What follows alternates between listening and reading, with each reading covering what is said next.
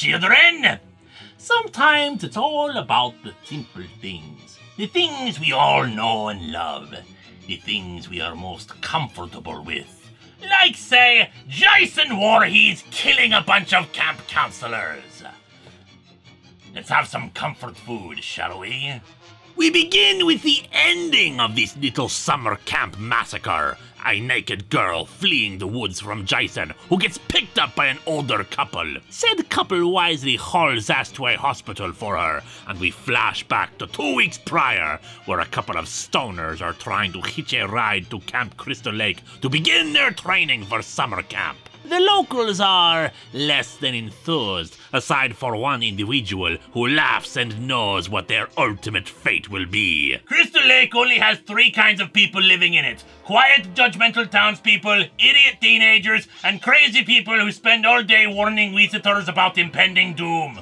At the camp, we meet the person who has organized all this, Mr. Gaines. You may be wondering why anybody would still be working or sending kids to this place, but Mr. Gaines has decided to merchandise Jason's slaughters. Yes, you can get a t-shirt proclaiming that you survived Camp Crystal Lake. Little kids will be begging their parents to send them to Camp Blood. After all, kids already tell ghost stories around campfires, so being at a place where all the death and murder happened, they might as well drain the lake and refill it with money. We learn some more history about the camp from Brian, the resident geek of the group, and Mike, the one in charge in Gaines' absence. It seems Jason's drowning was not the first terrible thing to happen here. In 1936, a year after the camp opened, there was a fire that killed 5 people. In 1962, they tried to reopen the camp after Mrs. Voorhees killed some people,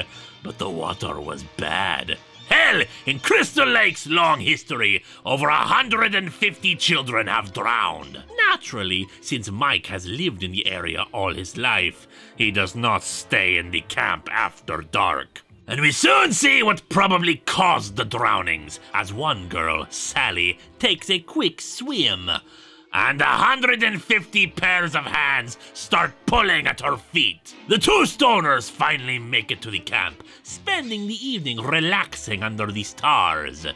And then relaxing at the bottom of the lake when Jason stabs them both in the mouth. Mike has quite an interest in serial killers, having lived in the lake, sharing that fascination with Sally, who is naturally a little creeped out by him, especially when she finds a Jason mask in his car, although he says it's just more merchandise that Gaines wants to sell. I'd buy one! Of course, that fact becomes very obvious when they get rained out, a tire damaged, and Jason stops by to put Mike's face through the wheel well. Sally gets back to the others and informs them of the situation, soon finding the 2 stoners' heads in one of the cars. Unfortunately, Jason seems prepared this time. Their phones have been taken and the car disabled. With no other options, the group decides to hole up and try to defend themselves against the killer. Unfortunately, Brian has run off and it seems has been having an affair with Ryan, who's dating Sasha, who's a real jerk to Brian. Although honestly, everyone in this book is a jerk to each other, and Ryan has to run off to try to find Brian, who is himself holed up in another cabin. Sally also has to leave the safety of the group to get her medication, lest she have another panic attack, running into Jason. However, she manages to subdue him and unmask him, and is horrified by what she sees. Mr. Gaines shows up to ask about the lack of a status report, and finds himself on the receiving end of an arrow. As a cop interviews the present-time Sally over the incident, we learn that she may have killed Brian by accident as a result of an hallucination from not taking her meds. In her panic, she stripped naked and collapsed, the real Jason finding her and taking her away. Once Sally awakened, she spotted several dead bodies and ran off into the woods.